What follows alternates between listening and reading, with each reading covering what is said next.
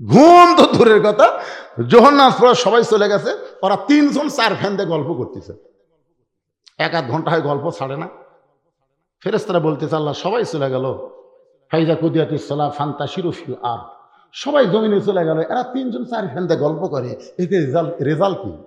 আল্লাহ বলতেছে ওরা গল্প করার সময় মাথার উপর দিয়ে ফ্যান ঘুরিছে, ওই ফ্যানের কারেন্টের বিল এই 3 জন আলাদাভাবে না দেওয়া পর্যন্ত জান্নাতে যাওয়ার পারবে না, কারণ মসজিদ ওর বাপের গল্পের আড্ডা মারার জায়গা না। জোরে কথা বলেন না কেন ভাই? কি মসজিদ? আগে আমরা ছোটবেলায় কাঁচা পেঁয়াজ খেয়ে একবার আমি গেছিলাম আমার দাদার কাছে, কেবল খারাপ আছি, পেঁয়াজের গন্ধ পায়, দাদা তো আমাদের মধ্যে আছে, কুনে মারতেছে, আমি যেটি যাই আর একজনের কাছে গেছি, উঁয়ে পাশে মুখ থেকে পেঁয়াজের গন্ধ আসতেছে, এই পেঁয়াজ খায় মসজিদে ঢুকিস, কাঁচা রসুন কাঁচা পেঁয়াজ খায় মসজিদের মধ্যে ঢুকলে ফেরেশতার কষ্ট হয়। দেখছেন, আগে পেঁয়াজ খায় মসজিদে ঢোকা যায়নি, মসজিদের মধ্যে পেঁয়াজ কুটতিছে, মুড়ি মারতি, মসজিদ তোর বাপের রান্নাঘর। এই আল্লাহর ঘর মসজিদের গুরুত্ব আছে না নাই? জোরে বলেন আছে না নাই? তাহলে ফজর আজানের গুরুত্ব দিও। 5 ওয়াক্ত নামাজের মধ্যে সবচাইতে গুরুত্বপূর্ণ আজান হলো ফজরের আজান। আপনাদের এলাকায় মুয়াজ্জিন সাহেব ফজরের আজানে একই শব্দ 2 বার বেশি কয়। যুবকেরা এটা তোমরা শুনবার পাও? এই যুবকেরা বলেন, ময়নারা শুনবার পাও? কি শব্দ বাজান? আসসালাতু খায়রুম মিনান নাওম। এটা শোনার পরে তোমরা 3.5 হাত মানুষ 2.5 হাত কেন? আগে আসলে 3.5 হাত, আজান শুনে 2.5 হাত। শুনবি না যে আজান শুনতে কষ্ট লাগে, 3টা পর্যন্ত ফেসবুক চলাছে, আজান শুনবি? কিন্তু মাইকের আজান যে কেমন পড়িছে, কম্বল তুলে দিছে, কম্বল তুলে দেওয়ার পরে পাও বার হয়ে আছে, পাও টেনে বুকের সাথে, আপনি জানলা দিয়ে তাকায় দেখবেন মনে চাউলের বস্তা ঢাকা থছে, আগাও নাই পাশাও নাই, কেরে? আপনি আস্তে আস্তে ঘরের মধ্যে ঢুকে খালি কম্বল টান দিয়ে দেখেন, কম্বলের তলে ওর সাইজ আর সকালবেলা সাইড টিপে কুত্তার সাইজ একই সাইজ। সকালবেলা সাইড টিপে কুত্তা দেখছেন কিভাবে ঘুরে থাকে রে, ও একই সাইজ ভাই। এই জন্য যুবক সবাই বলতে হবে, আমি যেই বলবো, ফজরের নামাজ বাদ দিয়ে ঘুম পাড়ে যারা, কুত্তার আমল করে তারা। বলা লাগবে, ফজরের নামাজ বাদ দিয়ে ঘুম পাড়ে যারা, জোরে বলো, কুত্তার আমল করে তারা। পারবা? ঘুম পারবা? আর ঘুম পারবা? আমি ওয়াজটা নাটোরে লালরে করছি, আপনার লালপুরের মধ্যে করছি, 4-5টা কুত্তা দৌড়াচ্ছে, আমি ওয়াজ শুরু করতে মানে ওয়াজ আমার করবে দিচ্ছে না, কেন? কি ভুল করলাম রে? কুত্তা খেপলো কে? পরে দেখি আয়াতে বলতেছে আল্লাহ সুম্মা রাদাদনাহু আসফালা সাফিলিন। ফজরের নামাজ বাদ দিয়ে ঘুম পাড়ে যারা, কুত্তার চাইতেও খারাপ তারা। যে আমি বলেছি ফজর নামাজ বাদ দিয়ে ঘুম পাড়ে যারা, কুত্তার চাইতেও খারাপ তারা। বলো সারা, কুত্তারা সরে দাও সারা। কুত্তে বুঝে দিল আমাকে চাইতে ওরা খারাপ।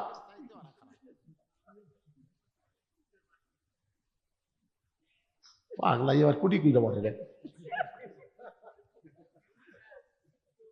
আজকের এই ওয়াজ শোনার পরে যুবকেরা যদি খেপে কয় ফজর বাদ দিব না রে, ঠান্ডার মধ্যে যে আজান শুনছে কম্বল মারছে রাখতি, একবারে যে ঠান্ডা বেজে উজু করে মসজিদে রওনা দেয়, ফেরেশতা বলে আল্লাহ যে যুবক শীতের দিনে ল্যাপটুসিনের মহব্বত বাদ দিয়ে ফজর নামাজ পড়তে মসজিদে যায়, আর রেজাল্ট কি?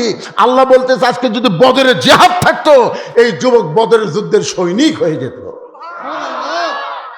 2-4টা ভাঙ্গা চুলার গুড়ে নামাজ পড়ে কাম হইবে না তো, এই যুবকদের নামাজ ধরা লাগবে। নামাজ হচ্ছে সরকারি চাকরির মতন ইবাদত। সরকারি চাকরি যেমন সব বয়সে হয় না, নামাজটাও সব বয়সে হয় না বাজান। এই জন্য রাসূল বলেছেন 7 বছর থেকে নামাজের তালিম দাও, 10 বছর থেকে জোর করে নামাজ ধরাও। কারণ বুড়া বয়সে নামাজ ঠিক মতো পড়ে পারবেন না তো। অনেক মসজিদের মধ্যে সিয়ার ঢুকছে, জোরে কোন কথা ঠিক কিনা? ওটাকে জুয়ান মানুষ, তাই বুড়া ভাঙ্গা চোরা পাচ্ছিস না, কি করবি? তাই যুবকেরা মনে কষ্ট নিও না বাজান। আজ থেকে মনোযোগ দিয়ে কথাগুলো শুনে খেয়াল করবা আমলের নিয়তে। এতদিন রাখাল নামাজ পড়েছে বারান্দায়, কিন্তু আজকে নামাজ পড়বে সামনে কাতারে। এখন সামনে কাতারে নামাজ পড়বার গেলে মসজিদের ভিতরে ঢোকা লাগবে। মসজিদের মধ্যে ঢোকার নিয়ম আছে না নাই? ডান পায়ে একই দোয়া, আওয়ামী লীগ বলতেছে আল্লাহুম্মা আফতাহ লি আবওয়াবা রাহমাতিক, বিএনপি বলতেছে আল্লাহুম্মা আফতাহ লি আবওয়াবা রাহমাতিক, জামাত কয় আল্লাহুম্মা আফতাহ লি আবওয়াবা রাহমাতিক। সবাই ডান পায়ে ঢুকতেছে, ফেরেশতা কয় আল্লাহ কি দেখতেছি, সব যে একই নিয়মে ঢুকতেছে। আল্লাহ কয় আমার ঘরের মধ্যে কোনো নিয়ম চলবি না, একটাই নিয়ম, আল্লাহর নিয়ম। ধরে কোন কথা ঠিক কিনা? ঢুকে দেখে ভাই ইমাম সাহেবের মায়ের অসুখ, ইমাম সাহেব মাওকে নিয়ে হাসপাতাল গেছে। এখন আওয়ামী লীগ, বিএনপি, জামাত ইসলাম, জাতীয় পার্টি কে রে হুজুর নাই, নামাজ পড়াবি কে রে? জামাত ইসলাম আওয়ামী লীগের নেতা বলতেছে ভাই আপনি যান। তারপরে ভাই রে আমরা খালি মাঝে মধ্যে ঢুকি ভাই, কিন্তু ওই জায়গাতে আমরা জীবনও যাই না ভাই। বিএনপি বলতেছে ভাই তাহলে আপনি যান। এই পাগলা সামনে যা, দেরি করিস কেন, নামাজের সময় হয়ে গেছে। তাই ভাই এই কিসের জামাত, এই মসজিদের মধ্যে কিসের আওয়ামী লীগ, কিসের বিএনপি, কিসের জামাত? আমরা সবাই ভাই ভাই একসাথে কাতার সোজা করতে চাই। ধরে কোন কথা ঠিক কিনা? আল্লাহ রে বেড়া হলো 14 দল 20 দল, আর তোমার ঘরের মধ্যে এক কাতার। আল্লাহ বলে আমার আইন যখন সবাই মানবে তখন কোনো দলাদলি থাকবে না, সব মুসলমান এক দল হয়ে যাবে। ধরে কোন কথা ঠিক কিনা? আল্লাহ কেন বললেন ওয়াতাসিমু বিহাবলিল্লাহি জামিয়া ওয়ালা তাফাররাকু? তোমরা এত দলাদলি করো না, তোমাদেরকে এক কাতার হওয়া লাগবে। হুকুম কার? এতদিন রাখাল নামাজ পড়ছে বারান্দায়, কিন্তু আজকে নামাজ পড়বে সামনে কাতারে, ডান পায়ে দোয়াটা পড়ে মসজিদের মধ্যে ঢুকে সামনে যাওয়ার চায়। প্রত্যেকটা সাহাবী নড়ে সরে রাখালকে যাওয়ার রাস্তা করে দেয়। রাখাল কয় আল্লাহ রে বারান্দার থেকে কি ভাবছিলাম রে, ভিতরে দামি দামি, কিন্তু ভিতরে ঢুকে দেখতেছি হামুদা এরাও দেয়। কি মনে করছেন? এসপি সাহেব সামনে কাতারে, আর একটা মুসল্লি লাগবে, তাছাড়া কাতার পুরো হচ্ছে না। এসপি খালি পিছনের দিকে তাকাই করে, একটা কেউ নাই। তাকায় থেকে দরজা চৌকিদার খাড়া হয়ে আছে। এসপি দেখতেছে আয়।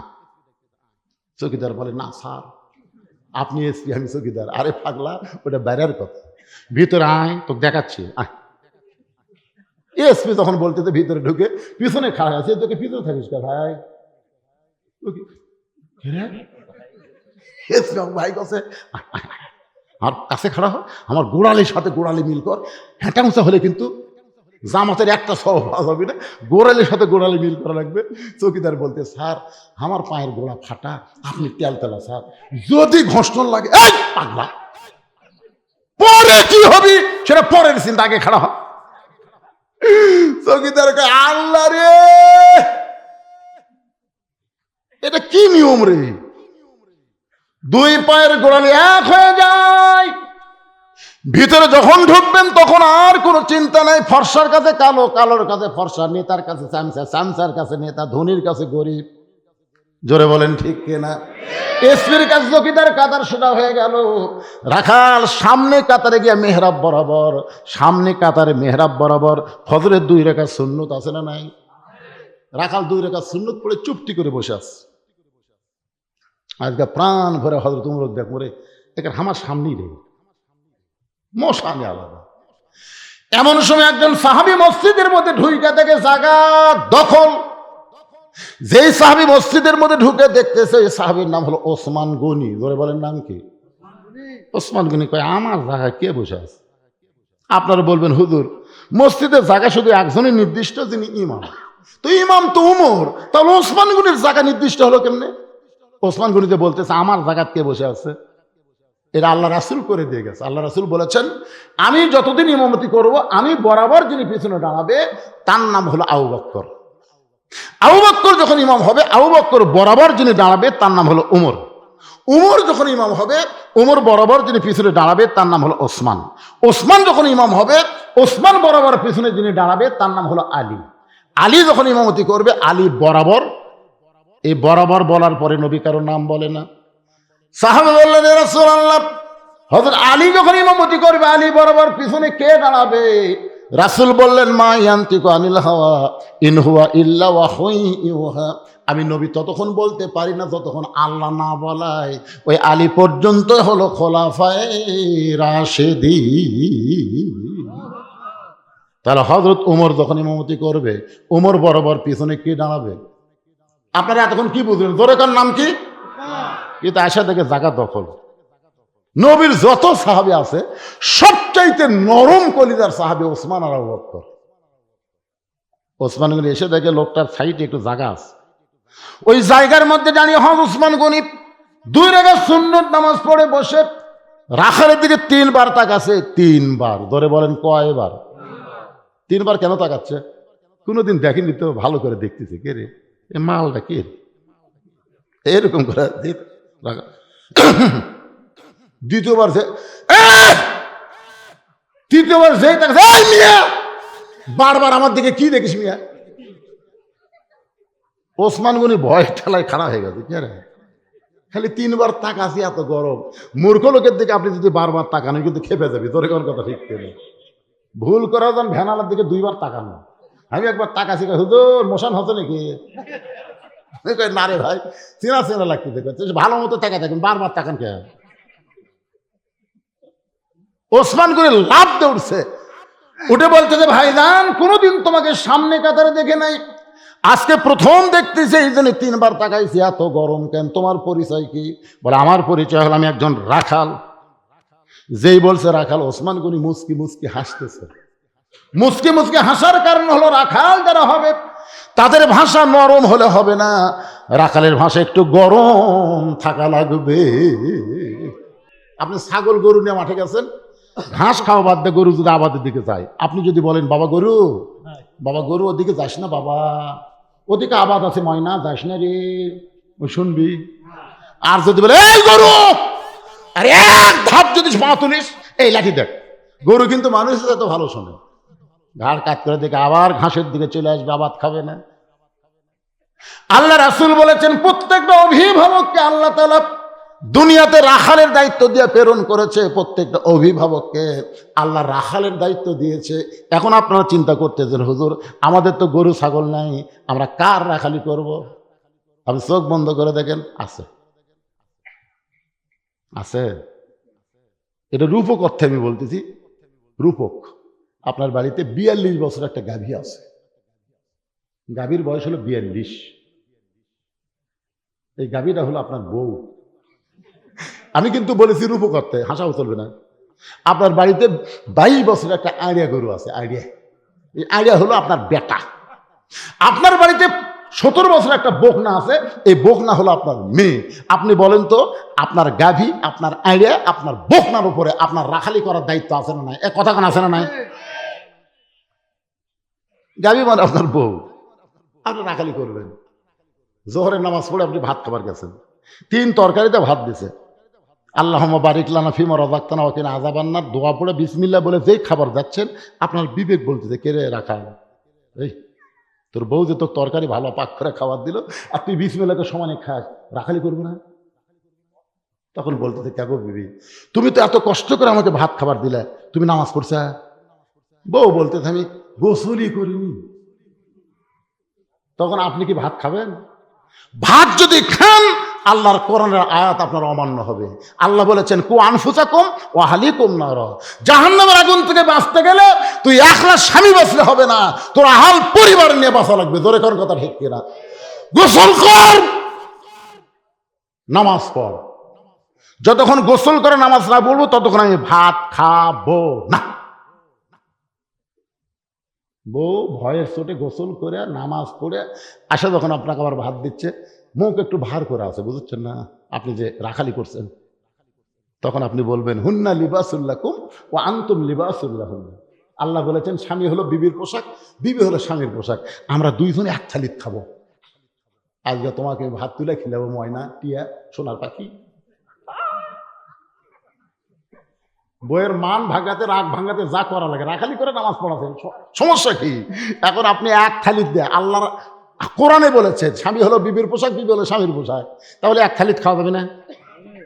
আজকে বউকে আপনি তুলে তুলে খাওয়ান, বউকে আমি কি করবো, তুমি কাঁটা বেঁচে দাও আর আমি তোমাকে খিলাই, কেন একলা খাওয়ালে খিলাইলে হবে না, আপনাকে খাওয়া লাগবে। ওরে মহব্বত রে, দুইজন যখন খায় ফেরেশতাকে আল্লাহ এই 2 স্বামী স্ত্রীর খবর কি? আল্লাহ বলে দুটাই একসাথে জান্নাতি। ধরে কোন সুবহানাল্লাহ।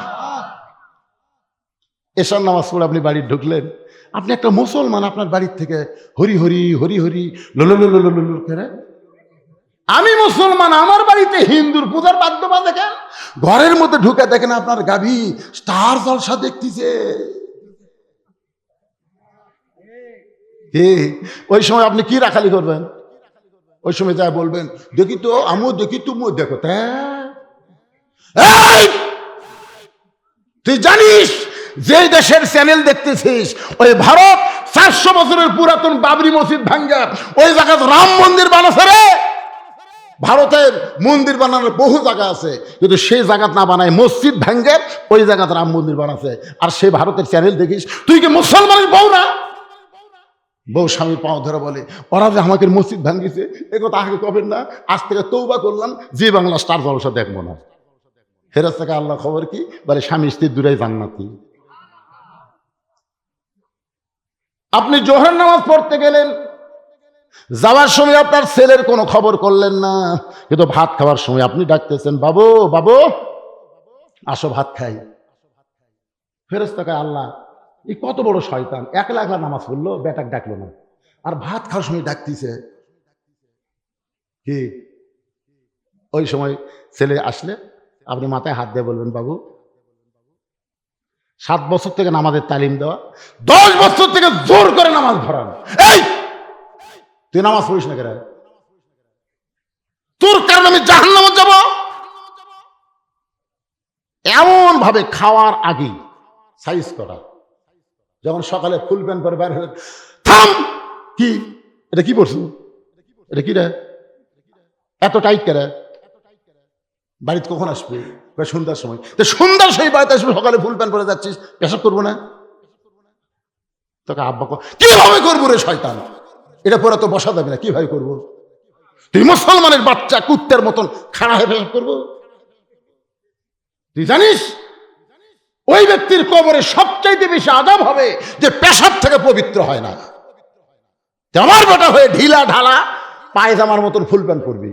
মুসলমানের বাচ্চা টাকনুর উপরে থাকবে, নাভির উপরে থাকবে।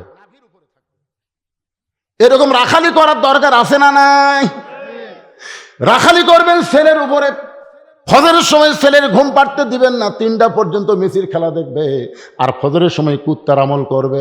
এইটা বাবা হয়ে সহ্য করা যাবে না। ধরে বলেন কথা ঠিক কিনা? আপনার বাড়িতে 17 বছর একটা বকনা আছে। বকনা মানে কি?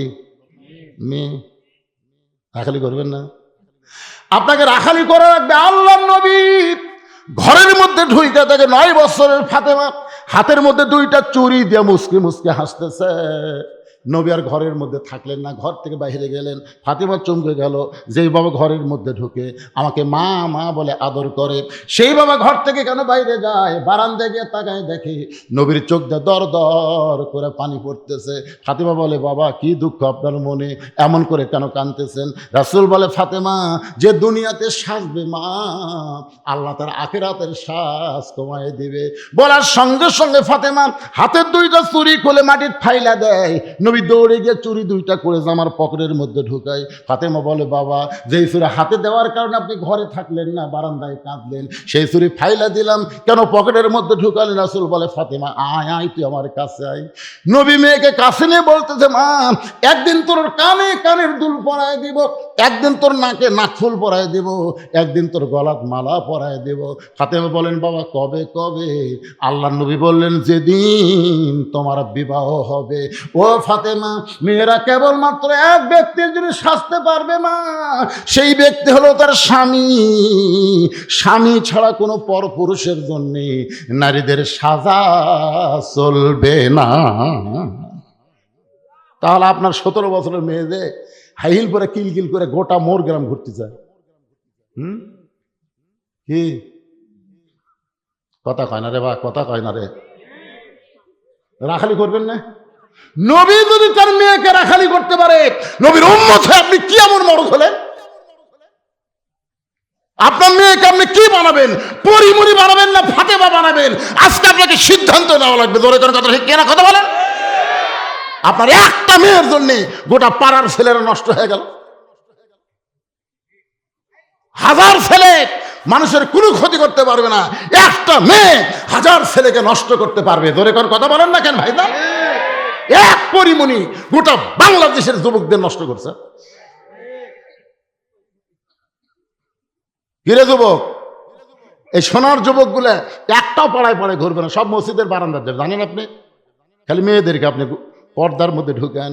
আল্লাহ কোরআনে বললেন, অকরনা ফি বুয়ুতিকুন্না ওয়ালা তাবাররুজনা তাবাররুজাল জাহিলিয়াতিল উলা। গভীর রাত্রে স্বামীকে বুকের মধ্যে নিয়ে ফাতেমা কাঁদতেছে। আমার মায়েরা যারা পর্দার অন্তরালে একটু মনোযোগ দিয়ে শোনেন। হযরত আলী চমকে বলে, ফাতেমা কান্দার কারণ কি? বলে, আল্লাহ আমার দোয়া কবুল করেছে। আলী বলে, ফাতেমা দোয়া কবুল হলে কান্দো কেন? বলে, কি দোয়া কবুল করছে আপনি কি শুনবেন না? আজকে গভীর রাত্রে আল্লাহ আমার মৃত্যু দিবে। যেই বলছে গভীর রাত্রে মৃত্যু হবে, সঙ্গে সঙ্গে হযরত আলী ঘরের মধ্যে পড়ে গেলেন। ফাতেমা মুস্কি মুস্কি হেসে স্বামীর মাথাটা উড়াতে নিয়ে কপালে একটা চুমু দিয়ে বলে, স্বামী গো, এমন করে আপনি কাঁদবেন না, কারণ দুনিয়া থাকার জায়গা না, আসলে যাইতে হবে।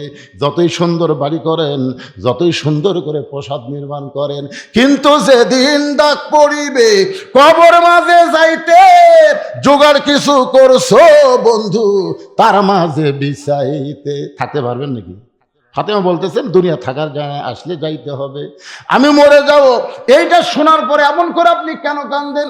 ওগো স্বামী, আমি মরার পরে আমার 3টা চাওয়া আপনি পুরা করবেন। আলী কান্দের বলে, ফাতেমা দুনিয়ার জীবনে গরিব ছিলাম বলে। এ মুরব্বী আবার কি শুরু করলো? এটা কি রে মুরব্বী? না না না, দরকার নেই।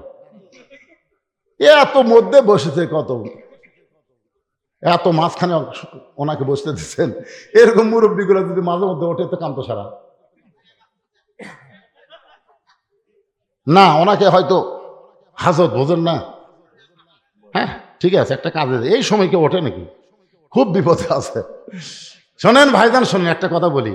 আপনারা রাত 9টার সময় যখন ঘুমাতে যান, আপনারা কি পেশাব সহকারে বিছনাথ যান, না পেশাব থুয়া যান?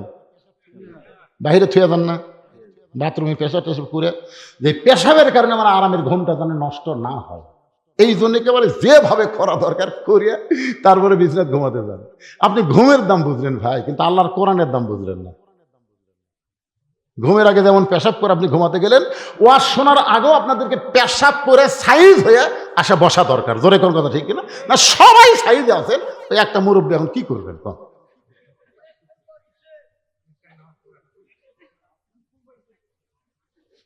মাশাআল্লাহ, আল্লাহ এই কোরআনের ওসিলায় পেশাব জাতীয় যত বিধি আছে সমস্ত বিধি থেকে আল্লাহ আমাদেরকে হেফাজত করুক। জোরে কোন আমিন। আর কিছু সময় থাকা যাবে না? যাবে না ভাইজান?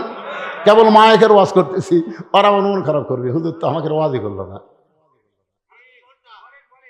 কয় ঘন্টা সেটা পরে হবে। এখন চিন্তা করেন, আলী কান্দের বলে, ফাতেমা দুনিয়ার জীবনে গরিব ছিলাম বলে তুমি কিছুই চাইলা না, মরার সময় তুমি কি বলে? 1 নম্বর চাওয়া হলো আমাকে রাতের অন্ধকারেই দাফন করবেন। আমি রাতের অন্ধকারে মৃত্যুবরণ করব, দিনের বেলা দাফন করলে আমার পর্দার খেলাফ হবে। আমার 2 নম্বর চাওয়া হলো আমার জন্য কোনো জানাজার ব্যবস্থা করবেন না, আমার জন্য কোনো জানাজার ব্যবস্থা করবেন না। আলী বলে, ফাতেমা তুমি নবীর কলিজার টুকরা, তোমার খবর শুনলে হাজার হাজার মানুষ জানাজায় সামিল হবে। ফাতেমা বললেন, কোনো লাভ নাই। হাজার হাজারকে 1 কোটি মানুষ যদি বলে ফাতেমা ভালো, আপনি যদি বলেন ভালো না, কোনো লাভ নেই। আর দুনিয়ার তামাম মানুষ যদি বলে ফাতেমা ভালো, ফাতেমা খারাপ, আর আপনি যদি বলেন আমার বউ ফাতেমা ভালো, শুধু স্বামী ভালো বলার কারণে ফাতেমার জন্য আল্লাহ 8টা জান্নাতের দরজা খুলে দিল। এখন আপনারা বলেন বউ ভালো হওয়া লাগবে কার কাছে? আর আমাদের গুলো লব উল্টা কি কয়, খালি তুমি, খালি তুমি আমাকে দেখতে পারো না, খালি তুমি। গোটা পাড়া খুঁজে দেখো, আমার বিরুদ্ধে কেউ নেই। ওরে বাবা রে, পাড়ার লোক তো ভালো কয়, তা তুই ওভার ডিউটি মারিস নাকি রে? আমার মায়েদের বলতেছি, বাপ দুনিয়ার কোন পুরুষ মানুষ আপনাকে ভালো বললেই আপনি জাহান্নামী। কারণ আপনাকে কেমনে বললো ভালো? কারণ আপনি তো দেখেনি ভালো না কালো, কিভাবে বুঝবে? আর শুধু স্বামী যদি বলে ভালো, 8টা জান্নাতের দরজা ফাতেমা বললেন আমার জন্য খুলে গেল। ওগো স্বামী, আমার লাশটা খাটনিতে তুলবেন না। আমি হিসাব করে দেখলাম এই মুহূর্তে 4 জন ব্যক্তি খাটনি কান্দে নেওয়ার মতন ফাতেমার নাই। আমার বাবা যদি আজকে দুনিয়াতে থাকতো, মরা মেয়ের লাশের খাটনি বাবা কান্দে নিবার পারতো। কিন্তু 6 মাস আগে আমার বাবা দুনিয়া থেকে বিদায় নিয়েছে। আমার হাসান হোসেন এত ছোট, মায়ের লাশের খাটনি কান্দে নিবার পারবে না। আমি দেখলাম শুধু আপনি আমার লাশটা কান্দে করে নিয়া ওই জান্নাতুল বাগের পূর্ব কোণায় সবুজ রঙের একটা বাতি জ্বলবে, ওই বাতি বরাবর আমাকে দাফন করবেন। আমার কবর খুঁড়তে যদি আপনার কষ্ট হয়, আপনার একান্ত বন্ধু কেউ যদি থাকে দুনিয়ায়, তার একটু বলে দেবেন সে যেন আমার কবরটা খনন করে দেয়। আবু যর গিফারের কাছে হযরত আলী কবর খনন যখন হয়ে যাচ্ছে, এমন সময় কবরের মধ্য থেকে এমন একটা ভয়, আবু যর গিফারির কানের মধ্যে আর কবরস্থানে থাকতে পারলেন না। জান্নাতুল বাগী থেকে আবু যর যখন চলে গেছে, এমন সময় হযরত আলী ফাতেমার লাশটা নেওয়ার জন্য ঘরের মধ্যে ঢুকে দেখে ফাতেমা নিজে নিজে শেষ গোসল করে, নিজে কাফনের কাপড় পরে তার 2টা সন্তানকে ঘুমায়া দিছে। কান্দে করে নিয়ে ওই জান্নাতুল বাগীর পূর্ব কোণায় সবুজ রঙের বাতির নিচে ওই ফাতেমাকে দাফন করার পরে হযরত আলী বলতেছে, আল্লাহ, এখনই বাড়ি যাওয়ার পরে আমার হাসান হোসেন চেতন পাবে। আর চেতন পায় যদি বলে, বাবা মা কোথায়? যেই মা রাত্রেবেলা আমাদের ঘুমাই দিল, সেই মা কোথায় গেল? আমি যদি বলি তোমাদের মা মারা গেছে, তাহলে আমার 2টা সন্তান বলবে আল্লাহ ভালো না, 6 মাস আগে নানাক নিল, আর 6 মাস পরে আমার মা চলে গেল। কারণ 6 মাস আগে নবী দুনিয়া থেকে বিদায় নেওয়ার পর হাসান হোসেনের চোখের পানি এক মুহূর্তের জন্য বন্ধ হয় নাই। গোটা মদিনা খোঁজে আর বলে, নানা গো, আমাদের ফাঁকি দিয়ে তুমি কোথায় লুকাইলা? আবু বকর বলেছে, রে নবীর সাহাবীরা, হাসান হোসেন যতদিন নানা নানা বলে কানবে, ততদিন খবরদার রওজার খবর দিও না। ওরা 2 ভাই নবীর রওজার পাশে এসে যদি নানা নানা বলে চিৎকার করে, আমি আবু বকর বলতেছি নবীর ঘুম ভেঙ্গে যাবে। কারণ আমাদের নবী মরে নাই রে, আমাদের নবী মরে নাই, আমাদের নবী রওজার মধ্যে ঘুমায় আছে। ইসলামের আলো জ্বলায়া দিয়া নবী ঘুমায়া আসেন সোনার মদিনায়। এই গজলটা গাইলে গুনাহ হবে না? কি কবেন, মরে আছে? তাহলে সবাই জবান খুলে বলেন, ইসলামের পতাকা উড়াইয়া দিয়া নবী শুইয়া আসেন সোনার মদিনায়। আল্লাহ, এখনই যখন বাড়ি যাব, হাসান হোসেন যদি বলে আমাদের মা কোথায়, আমি যদি বলি তোমাদের মা মরে গেছে, ওরা 2 ভাই বলবে মার কবরটা কোন জায়গায়? আমি যদি কবর দেখায় দেই, 2 ভাই কানতে কানতে সকাল হবে। গোপনে রাত্রেবেলা কবর দিয়ে কি লাভ হলো? মদিনার মানুষেরা তো জানতে পারবে হাসান হোসেন কানতেছে, ওইটাই হলো ফাতেমার কবর। আল্লাহ গো, এখন আমি আলী কি করব? আল্লাহ, আমি আলী কি করব? এমন সময় সবুজ রঙের বাতি নিভে যায়।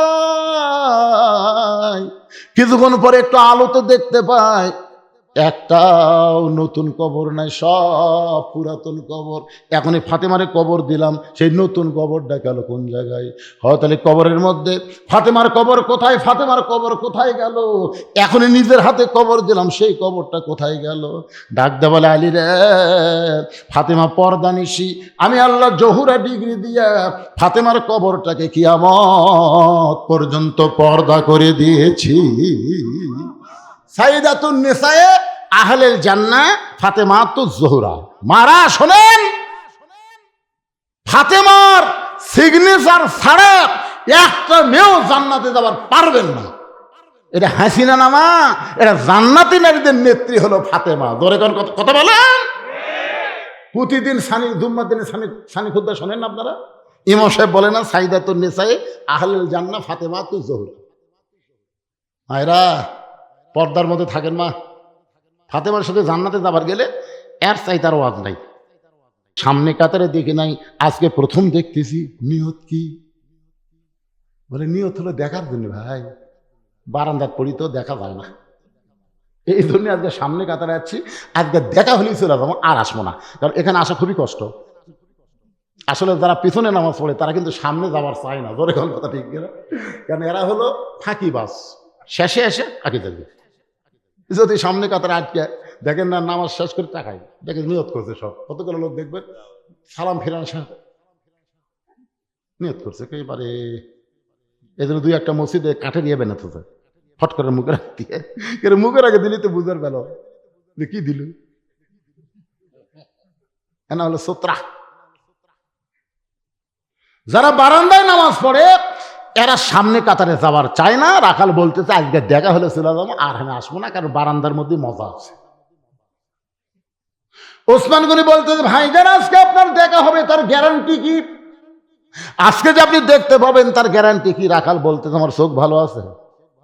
ওসমান বলে ভাইজান আজকে কয়েক বছর হলে সামনে কাতারে নামাজ পড়ি, এখন পর্যন্ত আমার দেখা হলো না। কয়েক বছর থেকে সামনে কাতারে নামাজ পড়ে এখন পর্যন্ত দেখতে পাইলাম না। রাখাল বলতেছে আমার দিকে ভালো করে তাকান তো, কয়েক বছর হলে পড়েন এখনো দেখবার পাননি? ওসমান বলে না ভাই এখনো দেখতে পাইলাম না। রাখাল দেখতে চায় হযরত উমরকে, আর ওসমান দেখতে আসে নামাজের মালিক আল্লাহকে। এই লোভটা কিন্তু নবী দিছে, এই লোভ আল্লাহ নবী দিছে। আল্লাহ নবী বলেছেন as-সালাতু মিরাজুল মুমিনিন। আর এক জায়গায় নবী বলেছেন, বুখারী শরীফের প্রথম হাদিস, এখানে প্রথমে হাদিসটা আছে আনতাবুদুল্লাহ কান্নাকা তারাহু ফাইল্লাম তাকুন তারাহু ফাইন্নাহু ইয়ারাক। আল্লাহ কোরআনে বলেছেন অসজুদ ওয়াক্তারিব। আল্লাহ রাসূল বলেছেন কোন বান্দা যখন নামাজে শামিল হবে ওই বান্দা তখন নামাজের মালিক আল্লাহকেই দেখতে পাবে। আল্লাহকে দেখা যদি সম্ভব না হয় তাহলে আল্লাহ তাকে দেখতেছে এই বিশ্বাস তার কলিজার মধ্যে ঢুকে যাবে। ধরে কোন সুবহানাল্লাহ। ওসমান গনি কয়েক বছরের সামনে আসে কাক দেখার জন্য? আরো জোরে। আর রাখাল আইছে আল্লাহওয়ালা হযরত উমরকে দেখার জন্য। ওসমান গনি বলতেছে ভাই কয়েক বছরের সামনে কাতারে নামাজ পড়ে এখন পর্যন্ত দেখা হলো না। রাখাল বলতেছে আমার হাত ধর, আর হাত ধর, আমি নিজেও দেখবো এবং তোকেও দেখে দেবো। কি রে দেখা যাবি না মানে? দেখার বাপ যাবি, আমার হাত ধর। ওসমান গনিকে বলতেছে আমার হাত ধর, আমি নিজেও দেখবো তোমাকেও দেখায় দিব। এমন সময় ওসমান গনির কাছে আল্লাহর কোরআন বলতেছে ইয়া আইয়ুহাল্লাযীনা আমানুত্তাকুল্লাহা ওয়া কুনু মা'আস সাদিকিন। এই আয়াতের বাংলা অর্থ জানেন? ঈমানদারেরা আল্লাহর ভয় যদি কলিজার মধ্যে রাখতে চাও তাহলে সত্যবাদীদের তোমরা সাথী হও, সত্যবাদীদের দল করো, সত্যবাদীকে সমর্থন করো। বাংলাদেশে সত্যবাদী আছে না নাই? দরকার আছে না নাই? যারা মানুষের কথা বলে না, আল্লাহর কোরআনের কথা বলে, তাদের সঙ্গে থাকার কথা আল্লাহ বলেছেন অকুনু মা'আস সাদিকিন। কোরআন শরীফ তেলাওয়াত করে সবাই কি বলে? সাদাকাল্লাহ। সাদাক বলে কি বলে না? সাদাকাল্লাহ মানে কি? এর চাইতে সত্য আর কি হতে পারে? ওসমান গনি রাখালের হাতটা ধরে বসে আছেন, মনের মধ্যে বড় আশা, নিজের যোগ্যতায় দেখতে পাইনি কিন্তু এমন একজন আল্লাহওয়ালা পাইছি যে নিজেও দেখবে এবং আমাকেও দেখায় দিবে, এই বিশ্বাস করে রাখালের হাতটা ধরে বসে আছেন। কিছুক্ষণ পরে যখন জামাতের সময় হয়েছে এমন সময় মুয়াজ্জিন আকামত শুরু করেছে। মুয়াজ্জিন যেই মাত্র আকামত শুরু করেছে এমন সময় হযরত উমর মেহরাবের মধ্যে ঢুকছে। আকামত দেওয়া মাত্রে হযরত উমর মেহরাবের মধ্যে ঢুকলো। আপনারা বলেন তো কোন দিক দিয়ে ঢুকছে? আমাদের বাংলাদেশে ইমাম ঢোকে মসজিদের দরজা দিয়ে, আর কোরআনটা যখন বাংলাদেশ চলবে তখন দরজা দিয়ে ইমাম ঢোকা লাগবে না, কারণ ইমাম হবে এমপি, ইমাম হবে মন্ত্রী, ইমাম হবে চেয়ারম্যান, ইমাম হবে মেম্বার। মানে প্রত্যেকটা নেতাকে ইমামতি করে তারপরে ভোট চাওয়া লাগবে। জনগণ বলবি আপনি তো ইলেকশনে আসতেছেন, ভাই কোন মসজিদের ইমাম? আমি তো ইমামতি করি না। এটা আল্লাহর কোরআন যখন চালু হবে তখনকার কথা বলতেছি, এখনকার কথা না। আর চেয়ারম্যান সাহেব মন খারাপ করলে হবে না, তো তখনকার কথা বলতেছি। আমাকে আশা আছে না, দরকার আছে না? হ্যাঁ, মেহরাব বরাবর ছোট্ট একটা দরজা থাকবে, ওই দরজা দিয়ে হযরত উমর মেহরাবের মধ্যে ঢুকছে। রাখাল খালি বলতেছে কে রে? এরাই তো আমার উমর দেখার কথা কইল রে। তো যেই মাত্র রাখাল মুয়াজ্জিন বলেছে কদ কামাতিস সালাহ, কদ কামাতিস সালাহ, সঙ্গে সঙ্গে রাখাল আল্লাহু আকবার ওসমান গনি রাখালের হাত ছাড়া দিয়ে বলতে, কে রে ভাই, কি হলো? ইমাম সাহেব ভুল করলে মানুষ লোকমা দেয়, এখন আকামতি শেষ হয় নাই, আর তুমি আল্লাহ আকবার লোকমা দিলে। রাখাল বলে, এই জন্যই তো তুই কানা, এই জন্যই দেখতে পারে, সে দেখতে পারিস না। আমি কি জন্য লোকমা দিলাম মিয়া, তুই জানিস না? তৃতীয় কাতার একজন সাহাবী ছিল, দৌড়ে এসে রাখালে হাতটা হেঁচকা টান দেয়, বলে, পাগল, প্রথম তোকে দেখে আমার সন্দেহ হয়েছে। এই পাগল, এতক্ষণ হাত ধরে যেই মানুষটা তোর সঙ্গে ছিল, ওই মহামানবকে তুই চিনিস? রাখাল বলতে, আমি ভিতরের কাউরে চিনি না, আমি বারান্দাত নামাজ পড়ি, ভিতরে কাউরে তো আমি চিনি না। সাহি বলে, পাগল রে, তুই ধরে কানা কানা বলে তিরস্কার করতেছিস, ওই মানুষটা হলো আল্লাহর নবীর ডবল জামাই ওসমান গনি। নবীর ডবল জামাই কি গনি? ওসমান গনি। গনি মানে ধনী। কোরআনে আল্লাহ বলেছে, আল্লাহ গানিয়ুন ওয়া আনতুমুল ফুকারা। রাসূল বলেছেন, ইল্লা ওসমানও গানিয়ুন। নবী একদিন বললেন, ওসমান, আল্লাহ তোমাকে কত সম্পদ দিছে, তুমি কি তার হিসাব জানো? ওসমান বলি, ইয়া রাসূলুল্লাহ, একটা হিসাব আমার কাছে আছে, সেটা হলো আমার যত সম্পদ আছে সমস্ত সম্পদ যে গুদামে রাখি, ওই গুদামে তালা দিয়ে চাবি টানতে একটা উট হিমশিম খায়। আমার কথা কি বুঝতে পারছেন? তো সুবহানাল্লাহ করলেন না কেন? মানে তালা দিয়ে, তালার যে চাবি, এই চাবি টানতে একটা উট হিমশিম খায়। তালা দেওয়ার পরে চাবি টানতে উট কখনো ক্লান্ত হয়ে পড়ে যায়। আল্লাহ রাসূল বলেন, ওসমান, এত সম্পদ আল্লাহ তোমাকে দিছে, যদি আল্লাহ ফেরত চায়, যদি আল্লাহ এই সম্পদগুলো ফেরত চায়, তুমি কি করবে? ওসমান দৌড়ে গিয়ে উটের রশি ধরে নবীর হাতে দিয়ে বললেন, ইয়া রাসূলুল্লাহ, খালি সম্পদ না, উটটাও আল্লাহ দিয়ে দিলাম। নবী কয়, ওসমান, সবই যদি আল্লাহ দাও, তোমার থাকলো কি? ওসমান বলে বলতেছে, আমার যা আছে, আমার ডান পাশে আল্লাহ, বাম পাশে মুহাম্মদ রাসূলুল্লাহ, এই দুইটা থাকলে আমার আর কোনো কিছুর দরকার নেই। সঙ্গে সঙ্গে নবী আসমানে তাকায় বলে, আল্লাহ আল্লাহ। চাহিদা মাত্র ওসমান তার বাহককে সব ফেরত দিল। এখন আমি নবী কি করব? আল্লাহ বলতে, যখন টেনশন করেন না, আমার জ্ঞানী ডিগ্রি আমি ওসমানকে দিয়ে দিলাম। চাহিদা মাত্র আর বাহককে ফেরত দিতে বাধ্য থাকবে। এখন আপনাদের কাছে যে টাকা পয়সা সয় সম্পদ আছে, এগুলাকে আপনাদের না আল্লাহর? সবাই বলতেছেন না, আরো জোরে যাই বলবেন না, যাই বলতেছেন, আল্লাহ মরার 5 দিন আগে বোবা করে দিবেন, ওর সবই ঠিক থাকবে, খালি করি। আল্লাহ রাসূল বলেছেন, কোন ব্যক্তি সারা জীবন যদি পাপ করে আর মৃত্যুর সময় যদি আল্লাহ আল্লাহ করে মারা যায়, শুধু আল্লাহ আল্লাহ মুখে জারি থাকার কারণে আল্লাহ তার জীবনের সব গুনাহ মাফ করে দেন। তাহলে আপনার মরার সময় বোবা হবে না, জবান খোলা রাখবেন? এই জন্য জবান করে সমস্ত সম্পদের মালিককে। আরো জোরে কারা কারা বিশ্বাস করেন? 2 হাত তুলে আমার আল্লাহকে দেখান। লিল্লাহি তাকবীর। হাত নাম। এই যে ছেলে পেলে কষ্ট করে যে কোরআনের মাহফিল করলো, এরা যদি গান বাজনা করতো, তো গান বাজনা না করে কোরআনের মাহফিল করেছে, এতে কি আপনার খুশি? তাহলে আপনার কাছে এখন ব্যাগ যাবে। সম্পদের মালিক আল্লাহ, পকেটের টাকা ছেড়ে যদি না দেন, ডাক্তার দেওয়া লাগবে। হ্যাঁ, হাত তুলেছেন, সম্পদের মালিক আল্লাহ। এখন এরা যাচ্ছে কোরআনের মাহফিলের জন্য। আপনি কি 20টা টাকাও দিতে পারবেন না? আপনি কি 10টা টাকাও দিতে পারবেন না? কিঞ্চিত হলেও দিবেন রে, দান বাক্স ঠেলা মারবেন না। অনেক লোক পকেটে টাকা থাকে, 500 আছে, 200 আছে, 100 আছে, 10 টাকা নেই, মারে ঠেলা 2 জন পার হয়ে যায়। ওরা 2 জনকে আল্লাহ তো গ্রহণ করুক রে, তোর হাতত বল আছে।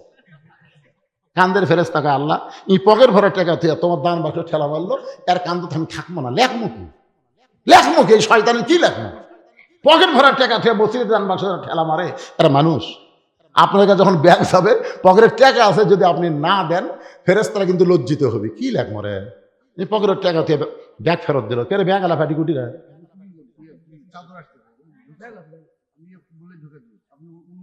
অনুমতি দেওয়া এত কোয়া লাগে নাকি? ইশারাতে কাম হয়।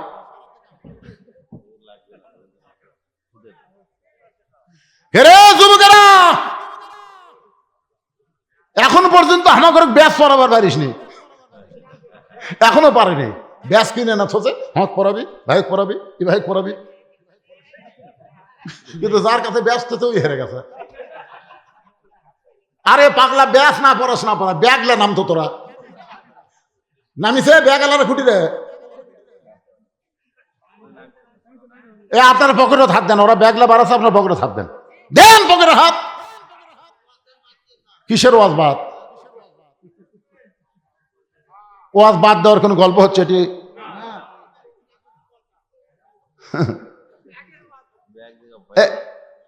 এ তো বাবা, এর কে উঠলো রে? ময়না বসেন বাবা।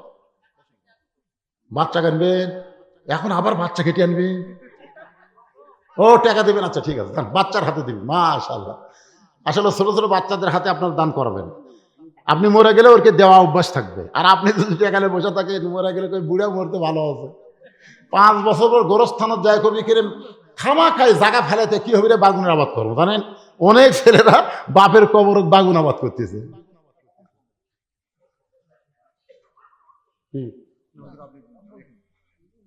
তোমরা আদায় করবা না? কুটি করতেছে, দেখা যাচ্ছে না তো। আচ্ছা, এই দিক থেকে আরেকজন নাম লিখিয়ে হয়।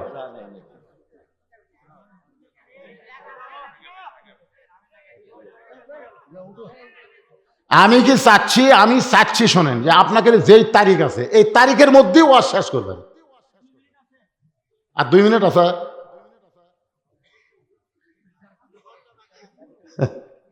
ওয়াজ বাকি আছে, বাকি আসতে যাবো না, কারণ আগামীকাল পর্যন্ত আমার কোনো গ্যারান্টি নাই। তো থুয়া যাবো কেন ভাইজান? এরকম বলতে পারবো না যে আগামী বছর আবার দাওয়াত দেবো, এরকম বলার সাহস আমার নাই। এখান থেকে বাড়ি যাওয়ার পারবো কিনা তারই গ্যারান্টি নেই। ধরে কোন কথা ঠিক কিনা, এ ধরনের চিন্তাই আমার মাথার নেই। হ্যাঁ ভাইজান দেন, সব ছেলের যারা ডান্স আপনার কাছে ঘুরতেছে একটু দেন। এরা আসলে একজন, এই সাইডে মাত্র একজন দেখা। আচ্ছা এইদিকে একজন বাবা, ধরো ময়নারা, ধরো ধরো। তোমাকে শপিং ব্যাগের অভাব পড়ছে কেন, এত ব্যাগ বাড়ি। একটু জিকির করেন লা ইলাহা ইল্লাল্লাহ, লা ইলাহা ইল্লাল্লাহ।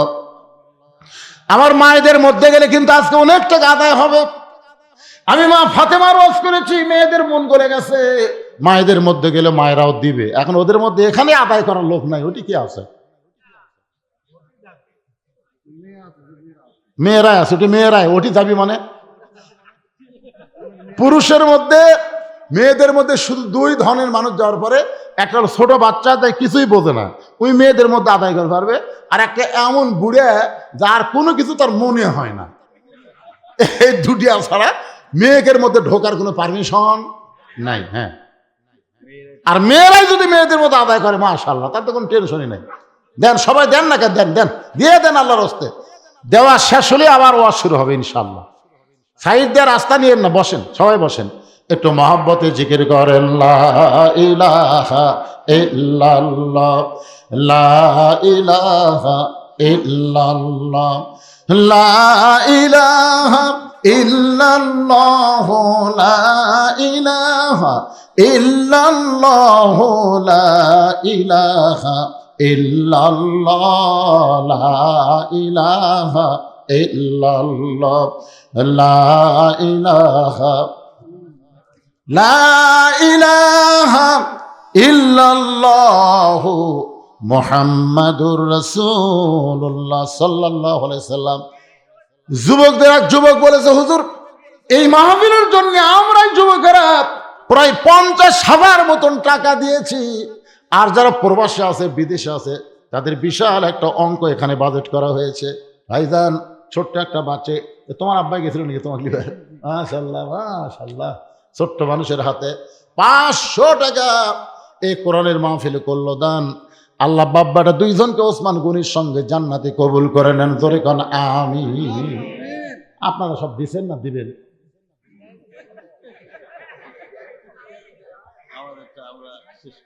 ইনশাআল্লাহ। না না না, সম্মানী মানুষকে কোনো কিছু চাওয়া মানে অসম্মান করা। দান হচ্ছে অন্তর থেকে ভাই, দান এটা চাঁদা না, দেওয়া লাগবে রে ফুটেস, ওটি কিন্তু টাকা ঠিকই দেয়, দেয় না ভাই? দান না দিলে বিপদ আছে ভাই।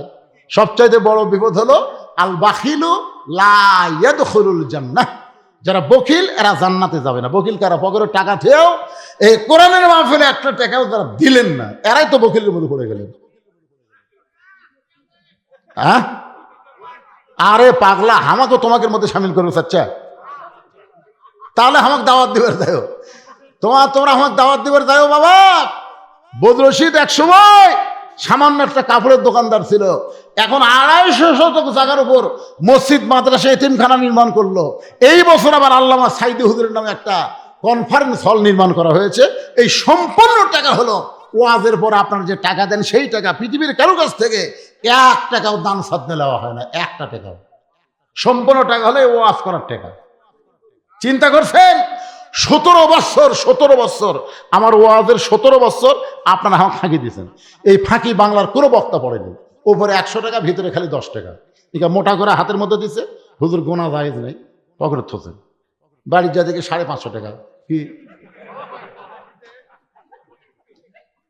ফাঁকি দেননি? বহু ফাঁকি দিয়েছেন। 2007 সালে আমার সঙ্গেকার সেক্রেটারি যখন অ্যাক্সিডেন্ট হয়ে মারা গেল, সেদিন আমারও মরার কথা, আমি ছিলাম সামনে, ও পিছনে, ওই মারা গেল। আমি হাসপাতালে গেলাম, আল্লাহ আমাকে বাঁচালো। সেই দিন বললাম, আল্লাহ আমি যদি আজকে মরে যেতাম তাহলে আমিও ফুরে যেতাম। তখন তো ইউটিউব ফেসবুক ছিল না। এখন মরে গেল 2-4 বছর, 5-10 বছর আমার ওয়াজ আপনারা পাবেন। তোর এখন কথা ঠিক কিনা? কিন্তু ওই সময় মরলে তো কিছুই নাই, ইউটিউব নাই, ফেসবুক নাই, ওয়াজ খালি মুখে মুখে শোনে, কোনো রেকর্ড নেই। আল্লাহর কাছে বললাম, আল্লাহ আজ থেকে নিয়ত করলাম, ওয়াজ করে যত টাকা কামাই হবে টাকা দিয়ে মসজিদ মাদ্রাসা এতিমখানা নির্মাণ করব। প্রথম 12 শতক জায়গার থেকে এখন 250 শতক জায়গা হচ্ছে। কোটি কোটি টাকা খরচ করে মসজিদ মাদ্রাসা এতিমখানা নির্মাণ করা হলো। এই টাকা কি আমার বাপের টাকা? এটা আপনাদেরই টাকা। তা আপনাকে টাকা যদি আগামীকাল আমার 2 তারিখ বেতন দেওয়ার দিন, আগামীকালই বেতন দেওয়ার দিন, আমার বাবুজিটা শুরু করে কারি সাহেব, হাফিজ সাহেব, মুফতি সাহেব, মৌলানা সাহেব, সবগুলো সাহেবকে আগামীকাল বেতন দেওয়া লাগবে। এই বেতন আজকে আপনারা যে টাকা দেবেন সেই টাকা দেবো। তা আমার দান করা হচ্ছে না পাগলা? এতগুলো এতিমকে লালন পালন করতেছি, আমার ছেলে নাই, কিন্তু ওখানে যায় দেখেন আব্বা বলার লোকও কম নেই। আবার এটি আপনারা হাতে টাকা চাচ্ছেন কেবারে? কি আবার বিপদ! লিল্লাহি তাকবীর! আল্লাহর বান্দারা একটু মনোযোগ দিবেন। সাহেব বলতে, পাগল, যেই লোকটা তোর হাত ধরে এতক্ষণ দাঁড়িয়েছিল ওই মানুষটা হলো একজন মহামানব, নবীর ডবল জামাই ওসমান গনি।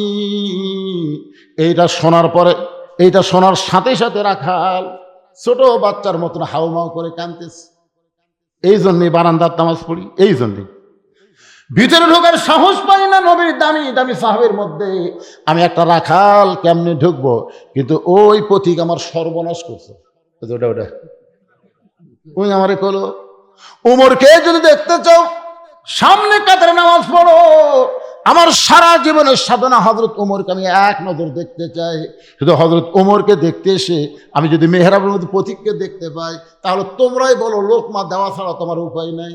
আমি আল্লাহু আকবার লোকমা দিয়া ওই পথিককে মেহরাব থেকে সরায় দিব।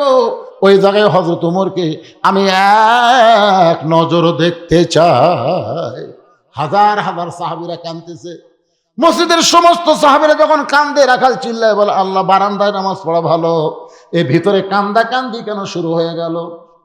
ওসমান বলে, রাখাল ভাই, ভিতরে কান্দার কারণ হলো তুমি যারা পথিক পথিক বলতেছো তিনি হলেন হযরত ওমর। গাছের গোড়া কাটলে গাছটা যেমন ঠাস করে পড়ে যায়, রাখাল মেহের মধ্যে তেমনি পড়ে কাটা মুরগির মতন ছটফট করতেছে। কাটা মুরগির মতন ছটফট করে বলে, আমিরুল মুমিনিন, আমি আপনাকে তওবা পড়াইছি, আমি আপনাকে মুনাফিক কইছি, আমি আপনাকে ভণ্ড কইছি, অধম রাখালকে আপনি কিছুই বললেন না। ইয়া আমিরুল মুমিনিন, যাকে সারা জীবনের সাধনে একটা নজর দেখব, আর তাকে আমি তওবা পড়ালাম, তাকে আমি মুনাফিক কইলাম, তাকে আমি ভণ্ড কইলাম। সঙ্গে সঙ্গে হযরত ওমর ওই পড়ে যাওয়া রাখালকে এক টানে বুকের মধ্যে চাইপা ধরে রাখালের কপালে একটা চুমা খায়। সাহেবের বলি, আমিরুল মুমিনিন, যে লোকটা বলতেছে আপনাকে তওবা পড়াইছে, আপনাকে মুনাফিক কইছে, ভণ্ড কইছে, আপনি তারে শাস্তি না দিয়া বুকের মধ্যে নিয়ে কপালে চুমা খান। ওমর বলে, সাহাবীরা রে, রাখালের এত কিছু হজম করার পিছনে কারণ হলো আমি রাখালকে দেখি নাই, রাখালের ভিতর আমার আল্লাহর কোরআন আমি দেখতে পাই। আত্তাকুল্লাহ হাক্কা তুকাতিহি ওয়ালা তামুতুন্না ইল্লা ওয়া আনতুম মুসলিমুন। মুসলমান হয়ে যদি মরতে চাই তাহলে শুধু কোরআনের ওয়াজ শুনলে হবে না, এই কোরআনটা বাস্তব জীবনে আমাদের গ্রহণ করা লাগবে। জোরে কোন ঠিক কি না? মানুষের আইন দিয়ে নয়, আল্লাহর আইন দিয়ে আমাদের বাংলাদেশের সমাজ যেন তৈরি হয়। সকলে বলে আল্লাহুম্মা আমিন। ওয়াজ বক্তা করবি অনেক সময়, ফজরের নামাজের গ্যারান্টি না দিলে। এই জন্যে আল্লাহ রাসূল বলেছেন এশার নামাজের পরে কোনো গাল গল্প হবে না। আপনার বিশ্বাস করেন, আমি মাগরিব থেকে যেখানে মাহফিল করলাম এর চাইতে 10 গুণ লোক বেশি। এখানে মিডিয়ার আছে, তোমার গেছিল না? এদেরকে শোনা দেখবেন, সবসময় লোক বেশি হয় কখন? জোহর থেকে আসর দিনের বেলা, আর এখন হচ্ছে মাগরিব থেকে এশা পর্যন্ত। এই সময় লোক বেশি হয়, কারণ জানে সারা জীবনের ওয়াজ একক তো ফজরের নামাজ যদি মিস হয়, ওয়াজ দিয়ে কোনো কাম হবে না। জোরে কোন কথা ঠিক কিনা? এই জন্য ভাইজান, এই জন্য আপনারা বলবেন না যে এত রাত পর্যন্ত কি জন্যে? যেটা শুনবার চাচ্ছিলেন, যেটা আল্লাহ জবান দিয়ে বের করেছে, এর উপরে বক্তা শ্রোতা সবাইকে আমল করা তৌফিক যেন আল্লাহ দেয়। সকলে বলে আমিন। আস্তাগফিরুল্লাহ রব্বি মিন কুল্লি যামবি ওয়া আতুবু ইলাইহি লা হাওলা ওয়ালা কুওয়াতা ইল্লা বিল্লাহিল আলিয়্যিল আযীম। আল্লাহুম্মা আমিন। আল্লাহুম্মা আনতাস সালাম ওয়া মিনকাস সালাম তাবারাকতা ইয়া যাল জালালি ওয়াল ইকরাম। আয় আল্লাহ তাআলা, মাগরিবের নামাজের পর থেকে রাত প্রায় 12:15 বাজতেছে, এই দীর্ঘ সময় পর্যন্ত তোমার পাগল বান্দা বান্দিরা আরবের বাড়ি ঘনকে বাদ দিয়া, ল্যাপতোষকের মহাব্বত কলিজা থেকে বের করে দিয়া, সাধারণ মাটির উপরে বসে তোমার কোরআন নবীর হাদিস থেকে আলোচনা শুনেছে। আল্লাহ, আজকের এই মাহফিল আমাদের সকলের হেদায়েতের জন্যে, নাজাতের জন্যে, জান্নাতের জন্যে কবুল করো। যেই যুবকেরা কষ্ট করে মেহনত করে সারা বছর ধরে টাকা পয়সা জমায় জমায় আজকের জান্নাতের বাগান লাগায় দিছে, এই যুবকদের জন্য আমরা প্রাণ খুলে দোয়া করি। আল্লাহ, এই যুবকগুলোকে 5 ওয়াক্ত নামাজি হিসাবে আল্লাহ তুমি কবুল করে নাও। আল্লাহ, এই যুবকদের কামায় বরকত দিও। এই যুবকদের মধ্যে যারা চাকরি বাকরি করে আল্লাহ বরকত দিও। ব্যবসা বাণিজ্য যদি করে বরকত দিও। খেতে খামারে যদি থাকে বরকত দিও। যদি এমন হয় মানুষের বাড়িতে আল্লাহ শ্রম বিক্রি করে খায়, তাদের শরীরটাকে তুমি সুস্থ রেখো। আল্লাহ, এই যুবকদের মধ্যে প্রবাসে অনেকে আছে, আল্লাহ প্রবাস থেকে আজকের মাহফিলের জন্য অনেকগুলো টাকা পয়সা পাঠিয়ে দিচ্ছে। আল্লাহ, যেখানেই থাক আল্লাহ তুমি তাদের ভালো রেখো। প্রবাস জীবন যে কত কষ্টের জীবন, বাপ মা সব কিছু বাদ দেওয়া বাহিরে আছে। আল্লাহ, এই প্রবাসী ভাইদেরকে আল্লাহ তুমি পুরাপুরি নিরাপত্তা দিয়ে দিও। আয় আল্লাহ তাআলা, তোমার যে বান্দারা আজকে কষ্ট করে মেহনত করে এত সময় পর্যন্ত জান্নাতের বাগান থেকে আমার সঙ্গে হাত তুলে আমিন আমিন করতেছে, আল্লাহ, আমাদের মধ্যে যাদের মা এই দুনিয়া থেকে চলে গেছে, ছোট্ট একটা শব্দ হলো মা। এই মায়ের যে কি দাম, যাদের মা নাই তারা বুঝতেছে, মা যাদের নাই দুনিয়াতে তাদের কিছুই নাই বাবা। আল্লাহ, আমি সহ আমরা যারা মা হারে এতিম হয়ে গেছি, আল্লাহ মেহেরবানি করে মায়ের কবরটাকে জান্নাতের টুকরা বানায় দাও। বাবার বাড়ি ঘর সবই আছে, আমরা যারা বাবা হারে এতিম হয়ে তোমার দরবারে হাত তুলেছি, আল্লাহ মেহেরবানি করে বাবার কবরটাকে জান্নাতের টুকরা বানায় দাও। আমাদের দাদা দাদি নানা নানি আত্মীয় স্বজন শ্বশুর শাশুড়ি যাদের কবরে গেছে, আল্লাহ কবরবাসীদের মাফ করে দাও। আয় আল্লাহ তাআলা, আজকের মাহফিলের সম্মানিত চেয়ারম্যান সাহেব, আল্লাহ আজকের মাহফিলের সম্মানিত সভাপতি, আল্লাহ জনগণের খাদেম হিসেবে তাকে কবুল করে নাও। তার শরীরটা ভালো রেখো, তার মন মস্তিষ্ককে ভালো রেখো। আল্লাহ, আল্লাহ সঠিক মতো তোমার পথে চলতে পারে ওমর ফারুকের চরিত্র তাকে দান করে দিও। আজকের মাহফিলের সম্মানিত প্রধান অতিথিকে আল্লাহ তুমি কবুল করো। এই গ্রামের সূর্য সন্তান, আল্লাহ যেখানেই থাক ভালো যেন থাকে, আল্লাহ কবুল করো। আল্লাহ, আজকের মাহফিলের প্রধান অতিথির ভাইরা ভাই, আল্লাহ দীর্ঘ সময় আলোচনা শুনলো, তাকেও তুমি ভালো রেখো। আল্লাহ, আমি গুনাহগার বলে দোয়া ফেরা দিও না। এতগুলো হাতের মধ্যে যে 2 হাত তোমার পছন্দ হয়, আল্লাহ সেই 2টা হাতের ওসিলে আজকের মাহফিলকে কবুল করে নাও।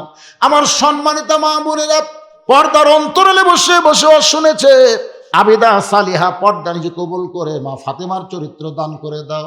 আমি অসুস্থ, আমার মতো অসুস্থ অবস্থায় যারা হাত তুলেছে সুস্থতার নিয়ামত দান করে দাও। আল্লাহ, মিডিয়া ভাইদেরকে কবুল করো, যারা তোমার কোরআনের কথা নবীর হাদিসের কথা জনগণের মধ্যে প্রচার করতেছে, আল্লাহ এদের কামাইয়ের মধ্যেও তুমি বরকত দিয়া দিও। আয় আল্লাহ তাআলা, গোটা বিশ্বের মুসলমানকে তুমি হেফাজত করো, সিরিয়ার মুসলমানকে তুমি মুক্তি দিলা, বাংলাদেশের মুসলমানকে তুমি মুক্তি দিলা, ফিলিস্তিনের মুসলমানকে কবে মুক্তি দিবা আল্লাহ? তোমার বাইতুল মুকাদ্দাসকে হেফাজত করতে গিয়ে কত মুসলমানের বাচ্চারা আজকে দুনিয়া থেকে চলে যাচ্ছে আল্লাহ। আল্লাহ তুমি সবই পারো। তুমি আবাবিল পাখি দিয়ে যদি কাবা ঘর হেফাজত করো, তাহলে তুমি কেন পারবে না ওই বাইতুল মুকাদ্দাসকে মুসলমানকে ফিরে দিতে? আল্লাহ মেহেরবানি করে মিশরের মুসলমানকে আল্লাহ তুমি স্বাধীনতা দিয়ে দাও। পৃথিবীর যত জায়গায় মুসলমান বিপদে আছে আল্লাহ মুসলমানের প্রতি তুমি খাস রহমত নাজিল করো। আমরা শুধু শুনবো না, কোরআন অনুযায়ী যেন চলতে পারি, এমন শক্তি মুসলমান, এমন ঈমান আমাদেরকে দান করে দাও। সুবহান রাব্বিকা রব্বিল ইজ্জাতি আম্মা ইয়াসিফুন ওয়া সালামুন আলাল মুরসালিন আলহামদুলিল্লাহি রব্বিল আলামিন। ওয়াজাল আখিরাতি কালিমাতান ইনদাল মাউতি। সকলে পড়েন লা ইলাহা ইল্লাল্লাহু মুহাম্মাদুর রাসূলুল্লাহ সাল্লাল্লাহু